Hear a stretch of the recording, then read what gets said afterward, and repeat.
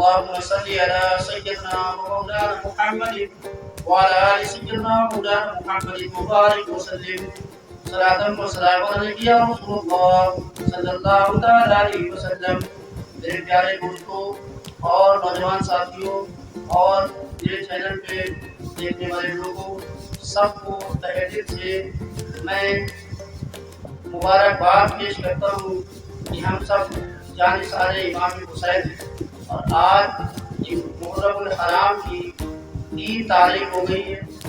اور امام حسین کا قافلہ کربلا کے اس ریگستان میں 3 دن تک برابر سفر کرتا رہا اور پھر بعد میں امام حسین نے جب مٹی کو سونگا اور لوگوں سے دریافت کیا تو پتہ چلا کہ اس میدان کا نام ارض ماریہ ہے۔ تو آپ نے ارشاد فرمایا کہ اسی ارض ماریہ کی بشارت میرے نانا حضرت محمد صلی اللہ علیہ وسلم نے کی۔ یہ وہ جگہ ہے جسے کربلا کہا جاتا ہے۔ اب یہاں سے ہم نہ جائیں گے، ہم یہیں پہ ہمارے خیمے گڑیں گے اور ہم یہیں پر اپنا امتحان دیں گے۔ ہم اپنے امتحان میں کامیاب ہوں، ہم آپ اللہ تعالیٰ سے یہی دعا کریں گے۔ امام حسین علیہ السلام نے اپنے تمام ساتھیوں کو حکم دیا اور نہر فرات کے قریب اس ریگستان میں، اس صحرا میں، اس ریگستان کی تپتی دھوپ میں خیمے گاڑنے کا حکم دیا۔ اس کے بعد ابن زیاد نے یہ آرڈر دیا اپنی فوج کو کہ امام حسین پر پانی بند کر دیا جائے اور ان کے ساتھیوں پر پانی بند کر دیا جائے۔ تو 7 محرم کو پانی بند کر دیا گیا۔ اس کے بعد امام حسین نے بہت سی تقریریں کی، بہت سی باتیں کہیں کہ میں مصطفیٰ جان رحمت صلی اللہ علیہ وسلم کا پیارا نواسا ہوں، میرے نانا کا کلمہ پڑھتے ہو، میرے نانا کا خطبہ سنتے ہو اور اسی کے نواسے کو قتل کرنے کے لیے آئے ہو۔ ذرا سا بھی شرم نہیں ہے تمہیں، ذرا سا بھی خوف نہیں ہے خدا کا۔ مگر ابن زیاد اور شمر لعین کے تو دلوں پر سیاہی لگ چکی تھی اور وہ منصب اور جاگیر کی چاہت میں ایسا سب کر رہے تھے، لہذا سارے لوگ امام حسین کے خلاف تلواریں لے کر کے پہنچے۔ میں یہ کہنا چاہوں گا کہ کربلا کے اس میدان میں کسی کافر سے مقابلہ نہ تھا، اس طرف بھی سب مسلمان ہی کہلانے والے لوگ تھے، نبی کا کلمہ پڑھنے والے لوگ تھے، نبی کا خطبہ سننے والے لوگ تھے، 5 وقتہ نمازی تھے، روزے دار تھے اور زکوٰۃ دیا کرتے تھے، اور وہ سب نبی کے بتائے ہوئے راستے پر چلنے والے لوگ تھے۔ ان میں سے عالم بھی تھے، ان میں حافظ بھی تھے، مگر گمراہی نے ایسا ان کو گمراہ کیا کہ جس نبی نے اپنے حسین کو کہا حسین منی وانا من الحسین، کہ میں حسین سے ہوں اور حسین مجھ سے ہے، اس حسین کے قتل کے لیے 22,000 کا دستہ کربلا کے اس ریگستان میں، اس صحرا میں امام حسین کے لیے لگا دیے گئے۔ ہم آج 1400 سالوں سے امام حسین کی یاد کو تازہ کرتے ہیں، ان کے ذکر کرتے ہیں، ان کی باتوں کو لوگوں تک پہنچاتے ہیں، ان کی باتوں پر عمل کرنے کی کوشش کرتے ہیں، مگر ہم پوری طریقے سے امام حسین کے نقش قدم پر نہیں چلتے۔ بڑے افسوس کی بات ہے، محرم کے مہینوں میں ہم زیادہ تر خرافات میں اپنے دنوں کو گزار دیا کرتے ہیں۔ محرم کے دنوں میں ہم زیادہ تر جو ہے اپنے تمام کاموں کو غلط طریقے سے کرتے ہیں، لہذا اس پر تھوڑی سی نگاہ رکھیں، اس پر تھوڑا غور کریں کہ ہم سب امام حسین کے چاہنے والے ہیں اور نبی صلی اللہ علیہ وسلم کے سچے امتی ہیں۔ تو حضور صلی اللہ علیہ وسلم نے ارشاد فرمایا کہ جو میرے حسین سے محبت کرے گا میں اس سے محبت کروں گا، جو میرے حسین سے بغض رکھے گا میں اس سے بغض رکھوں گا۔ لہذا ہمارا جو عقیدہ ہے، جو ہماری محبت ہے امام حسین کے نزدیک، وہ سچی ہونی چاہیے اور حقیقی ہونی چاہیے۔ محبت کا تقاضا یہ نہیں کہ ہم جو ہے لنگر بنا دیں اور تعزیے بنا دیں اور یا حسین کہہ کے پورے دن کو کاٹ دیں اور دل کے اندر جو ہے بغض ہو، کینہ ہو، بغض ہو، عداوت ہو اور وقتوں کی نمازوں کی طرف کوئی پرواہ نہ ہو، دین سے کوئی لگاؤ نہ ہو، صرف تعزیہ بنا لینے سے یا لنگر کھلا لینے سے ہماری بات پوری نہیں ہو جا سکتی۔ کل قیامت کا دن ہوگا، آقا علیہ السلام بھی وہاں جلوہ افروز ہوں گے اور آقا علیہ السلام بھی شفاعت کرائیں گے، مگر جوانوں کے جنت کے جوانوں کے سردار حضرت امام حسین ہوں گے۔ کہیں خدا نہ خواستہ امام حسین نے قیامت کے دن پوچھ لیا، یہ لوگوں بتاؤ میرا کام کر کے آئے ہو کہ نہیں؟ جو میرے نانا نے مجھے سب سکھایا تھا، جو میں نے اپنے نانا کے بتائے ہوئے راستے پر اپنی زندگی گزار کر کے آیا ہوں، کیا تم نے اس زندگی کو گزارا ہے کہ نہیں؟ کیا میرے بتائے ہوئے راستے پر چلے ہو کہ نہیں چلے ہو؟ تو بتاؤ، سوچو ذرا سا کہ ہم امام حسین کو کیا جواب دیں گے۔ آج ہم دنیا کی باتیں کرتے ہیں، امام حسین کے لیے ہم بڑے سچے عاشق ہیں، امام حسین کے چاہنے والے ہیں، محرم کے ایام میں ہم جو ہے قرآن خوانیاں کرا دیا کرتے ہیں، 5000 کا لنگر کر دیتے ہیں، اس سے امام حسین خوش نہ ہوں گے۔ امام حسین تو تب خوش ہوں گے جب امام حسین کے نانا کی شریعت پر عمل کریں گے، جب نمازوں کی پابندی کریں گے۔ ذرا سوچو، کربلا کے اس میدان میں جہاں پانی بھی نہیں ہے، دانا بھی نہیں ہے، لیکن نمازوں کی اتنی پرواہ ہے کہ نماز کا وقت ہوتا اور آپ نماز میں مصروف ہو جاتے ہیں، پورے قافلے کے لوگ نماز میں مصروف ہو جاتے ہیں، اور جنگ کا تقاضا ہی یہی ہوتا تھا کہ ادھر بھی نماز ہوتی تھی، ادھر بھی نماز ہوتی تھی، اس لیے نماز کے وقت جنگ روک دی جاتی تھی۔ مگر 10ویں محرم کو امام حسین کی شہادت نماز کی حالت میں کی گئی، کیوں؟ کیونکہ جمعہ کا دن تھا اور بعد نماز جمعہ کے میدان میں امام حسین اترے، خطبہ دیا، لوگوں کو بتایا، یہ لوگوں ابھی وقت ہے، مان جاؤ، کل قیامت کے دن نہیں مانا جائے گا، سن لو، مومن کا قاتل بخش دیا جائے گا مگر دین کا قاتل بخشا نہیں جائے گا۔ علی اکبر کو میں نے اس لیے دے دیا کہ شاید تمہارے خون سے پیاس بجھ جائے اور تم توبہ کر لو، تو علی اکبر مومن ہے، اس لیے اللہ تعالیٰ مومن کے قاتل کو معاف کر دے گا۔ علی اکبر قاتل ہے، مومن ہے، علی اصغر مومن ہے، اور محمد مومن ہے، حضرت قاسم مومن ہے، حضرت علمبردار عباس علمبردار وہ مومن ہے، ان کے سارے قاتلوں کو بخشا جا سکتا ہے، لیکن واحد میں حسین، مجھے دین کہا گیا ہے، دین کا قاتل کبھی بخشا نہ جائے گا۔ یہ تمام باتیں خطبے میں آپ نے کہی، لیکن وہ نہ مانے، ان کے دلوں میں سیاہی کا جو پٹی تھی وہ لگ چکی تھی، ان کو اللہ تعالیٰ نے اچھی طریقے سے گمراہ کر رکھا تھا، وہ منصب اور جاگیر کے چکر میں اتنی گمراہ ہو چکے تھے کہ وہ دین کی طرف نہیں دیکھ سکتے تھے، اور آخر میں امام حسین کو نماز کی حالت میں عصر کے وقت شہید کر دیا۔ تو ذرا سوچو کہ ہم سب امام حسین قدم بھرنے والے لوگ، ہم سب امام حسین کے چاہنے والے لوگ، پھر بھی ہم ان کے جیسا کام نہیں کرتے، پھر بھی ہم ان کے بتائے ہوئے راستوں پر نہیں چلتے، پھر بھی ان کی ہوئی نصیحتوں پہ عمل نہیں کرتے، اور بس یہ ہمارا تقاضا ہے۔ ہم تو امام حسین کے چاہنے والے ہیں، ہم تو ان سے بڑی محبت کرتے ہیں، یہ سب ہمارا جھوٹ ہوگا، یہ ہمارا فریب ہوگا، یہ ہمارا دھوکہ ہوگا۔ اگر ہم سچے امام حسین کے عاشق ہیں، اگر ہم سچے امام حسین کی محبت رکھنے والے ہیں، تو ان کے جیسا کام کرنے کی بھی اللہ تعالیٰ ہمیں توفیق دے، ان کے جیسا کام کرنے کی بھی ہمیں جو ہے سوچنا چاہیے کہ ہماری نمازیں نہ قضا ہوں، ہمارا حسن اخلاق اچھا ہو۔ امام حسین تو وہ گھرانے کے امام ہیں، اس گھرانے کے چشم و چراغ ہیں، اس گھرانے سے محبت اور سخاوت جو ہے خیرات میں ملا کرتی تھی، یعنی کہ دشمن کو بھی آپ معاف کر دیا کرتے تھے۔ ایک بار کا واقعہ ہے، امام حسین گھر میں ایک لونڈی سے حکم دیا کہ کھانا لاؤ، جلدی لاؤ، کھانا گرم تھا، شوربہ گرم تھا، اور وہ لانے میں دسترخوان میں پہنچانے میں آپ کے اوپر شوربہ گر گیا، تو آپ تھوڑا سا غصہ ہوئے، اس نے قرآن کی آیت مقدسہ پڑھ دی، تو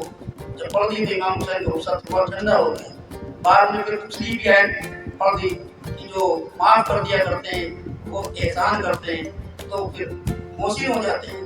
امام حسین نے معاف کر دیا اور آزاد بھی کر دیا۔ تو آپ کے گھر میں قرآن کی ہی تعلیم تھی، قرآن کی ہی روح سے باتیں ہوتی تھیں، تو ہم سب انہیں کے نقش قدم پر چلے، تب تو ہم کہلائیں گے کہ ہم حسینی ہیں۔ آج ہم تعزیہ بناتے ہیں، تعزیہ اٹھاتے ہیں، ڈھول تاشے بجاتے ہیں، نمازوں کی پرواہ نہیں کرتے، ہڑدنگ مچاتے ہیں، مجمعوں میں جو ہے ہماری عورتیں ہمارے بچے جاتے ہیں، وہاں امام حسین کی غرض سے اگر گئے وہ تو ٹھیک ہے، درست ہے، لیکن اگر وہاں دنیا داری کی غرض سے چلے گئے تو پھر سب کچھ بیکار ہے۔ آج میلوں میں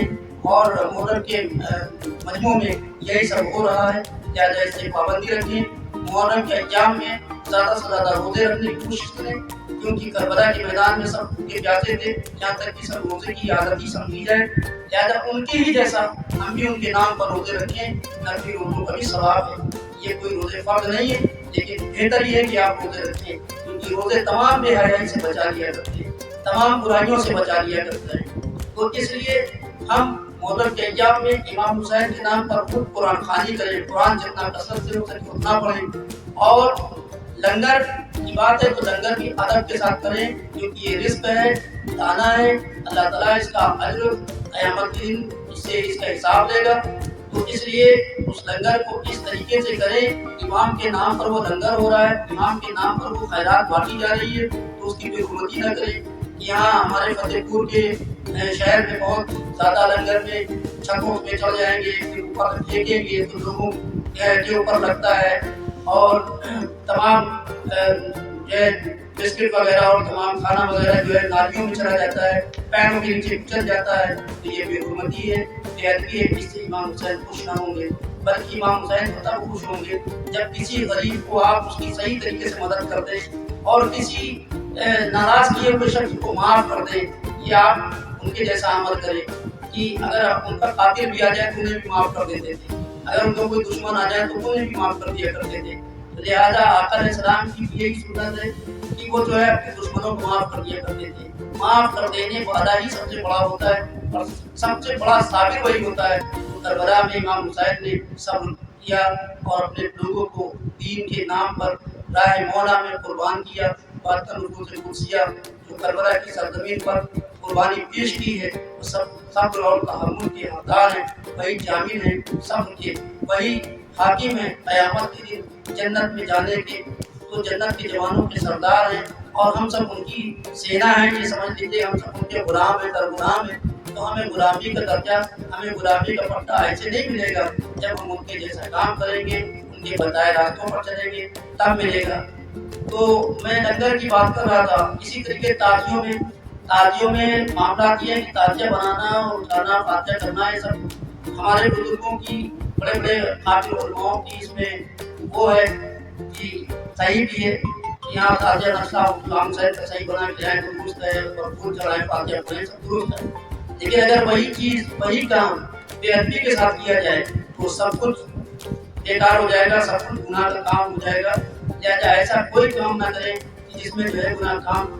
میٹنگوں میں جو ہے تازیہ داروں کی میٹنگ ہوتی ہے، اس میں سب اپنی اپنی بات کہیں گے، اپنی بات رکھتے ہیں، میرا تازیہ لگے، وہ کہتے ہیں میرا تازیہ بڑا، وہ کہتے ہیں میرا تازیہ چھوٹا ہے، یہ نہ لگے، وہ نہ لگے، یہ سب چیزیں بند کر دیں۔ امام حسین کے روضے مبارک کی وہ شبیہ ہے تازیہ، ان کے روضے کے ایک صحیح نقشہ ہے۔ تازیہ سب، چاہے چھوٹا ہو چاہے بڑا ہو، سب امام حسین کا روضہ ہے اور امام حسین کی شبیہ مبارک۔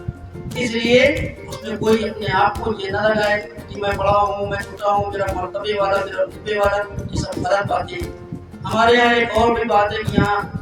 چاند شاہ کا تازیہ ہوتا ہے، سب سے بڑا تازیہ پھیلایا جاتا ہے۔ ایک بزرگ کے نام کی نسبت کی وجہ سے اس کی اہمیت زیادہ ہوئی، باقی تازیے سب امام حسین کے روضے کی شبیہ نقشہ ہے، اور امام حسین کے نقشے کی صحیح زیارت، صحیح جو ہے فاتحہ پڑھنا، تو کسی بھی تازیہ میں یا کسی بھی تازیہ کو دیکھیں تو امام حسین کا ہی نقشہ اور ان کی تصور آتا ہے۔ تو اب آپ بزرگوں کے نام کی وجہ سے اس میں لوگ زیادہ جاتے ہیں، اس کو زیادہ اہمیت دیتے ہیں۔ اسی طریقے اس میں ایک اور ہمارے یہاں فتح پور میں دلدل کے نام سے پہلے تازیہ ہوا کرتا تھا، ناگس کا، اور اس میں جو ہے براق بنا دی جاتی تھی اور ایک عورت کا نقشہ لگا دیا جاتا تھا۔ اس زمانے کی بات ہے جب لوگوں کے پاس علم کی کمی تھی اور زیادہ علم نہیں رکھتے تھے کہ کیا صحیح ہے کیا غلط ہے، اس زمانے سے وہ چلتا چلا آ رہا تھا، لیکن جیسے جانکاری آئی ان سب چیزوں کو ہٹایا گیا اور صحیح تازیہ کا نقشہ لایا گیا۔ آج بھی اس روایت کو لوگ، کم پڑھے لکھے لوگ اس کو کرتے ہیں۔ دلدل عربی میں کہتے ہیں اس گھوڑے کو جس گھوڑے کو کھچر کہا جاتا ہے۔ تو آقا علیہ السلام کو ایک کھچر ملا تھا، دلدل ملی تھی، جس کو عربی میں دلدل کہتے ہیں، تو وہ آقا علیہ السلام نے مولا علی کو تحفے میں دے دی تھی، جس کا نام ذوالجناح تھا۔ کربلا میں امام حسین کے ساتھ وہی گھوڑا ذوالجناح بھی تھا۔ تو لہٰذا جب آپ 10ویں محرم کو جنگ کے میدان میں اترے تو وہی ذوالجناح پہ سوار ہو کر کے گئے، اور 72 نیزے مارے گئے آپ پر اور 82 تلواروں کے زخم لگے آپ پر اور انگنت تیروں کے زخم تھے، جس میں ذوالجناح گھوڑے کو بھی کافی آئے اور اس کے بھی بہت سی تیریں تھی۔ تو ایک آڑ میں ایسا ہوا کہ امام حسین نے زہر فرات میں گھوڑے کو کدا دیا اور گھوڑے کو حکم دیا کہ ذوالجناح تم پانی پی لو، امتحان میں ہے تمہارا نہیں۔ تو بہت سے علماء دین کا یہ خلاصہ ہے، بڑے بزرگوں کا بھی اس میں خلاصہ ہے کہ گھوڑے نے عرض کیا کہ امام حسین کل قیامت دن اما فاطمہ نے مجھ سے پوچھ لیا کہ ذوالجناح تم نے وفاداری کا یہ صلہ کیا کہ میرا بیٹا میرا لال اپنے خاندان اپنے کنبے کے ساتھ کیا تھا شہید ہو اور تم نے پانی پی لیا، اب تو جنت میں ہی پانی پیئیں گے، نانا کے ہاتھ سے حوض کوثر کا جام پیئیں گے، ایسا پانی گھوڑے نے نہیں پیا۔ یہ اس کی وفاداری تھی۔ تو ہماری سمجھ اور ہماری عقل کیا کوئی گھوڑے سے بھی کم ہو گئی؟ وہ تو ایک بے زبان جانور تھا، مگر ہم تو جاندار ہیں، ہم تو امام حسین کے چاہنے والے ہیں، لہذا ہماری وفاداری میں شک ہے، ہماری وفاداری کمزور ہے کیونکہ ہم صحیح نہیں اترتے۔ تو لہذا ہم چاہیں گے کہ تازیہ داری کریں لیکن ادب کے دائرے میں کریں۔ علم اتنے بنا لیتے ہیں کہ علم کو جو ہے لے کے چلتے ہیں تو بے حرمتی ہوتی ہے، لوگ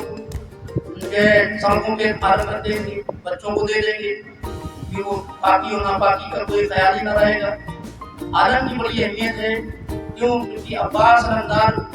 علم لے کے گئے تھے تو ایک ہاتھ میں علم تھا، دوسرے ہاتھ میں تلوار، اور لوگوں کو جو ہے مارتے تھے، مگر علم کو گرنے نہیں دیا، علم کو ٹوٹنے نہیں دیا، یہاں تک کہ آپ کے بازو بھی کاٹ لیے گئے، دونوں بازوؤں کو کاٹ دیا گیا تو آپ نے اپنے سینے میں علم پکڑ لیا تھا۔ وہ علم کی اہمیت ہے۔ علم ہم بنات کو لیتے ہیں لیکن جانتے نہیں کہ علم دو طرح کے ہوتے ہیں، ایک علم پنجے کا ہوتا تھا، ایک علم چھری کا ہوتا تھا۔ جب جنگ شروع ہوتی تو چھری کا علم جاتا تھا اور جب جنگ کو روکنا ہوتا تھا تو پنجے کے علم جاتے تھے تاکہ جنگ روک دی جائے۔ علم کا بہت بڑا درجہ ہے، لیکن آج ہم ان سب چیزوں سے پیچھے نظر آ رہے ہیں۔ بہت بے حرمتی ہوتی ہے کہ نہ تو بچوں کو پاکی کا خیال نہ ناپاکی کا خیال، پکڑا دیا پسینہ بہ رہا ہے، پیٹ میں لیے چلے جا رہے ہیں، علی کا لشکر یا حسین کنارے لگا رہے ہیں، لیکن انہیں اتنی بھی پرواہ نہیں کہ ہم پاک بھی ہیں کہ ناپاک ہیں۔ اسی طرح تازیوں میں تازیے باوضو ہو کر کے کاندھا دیں، تازیوں کو ادب کے ساتھ لے کے چلیں۔ اس میں فالتو کی چیزیں جو ایڈ ہو گئی، باجے بھی ایسے بج رہے ہیں کہ جس کا کوئی پیر کا پتہ ہی نہیں۔ تو بہتر ہے کہ ان گناہ کے کاموں سے بچ جائیں اور تازیہ داری کریں لیکن ادب کے دائرے میں کریں، جیسا کہ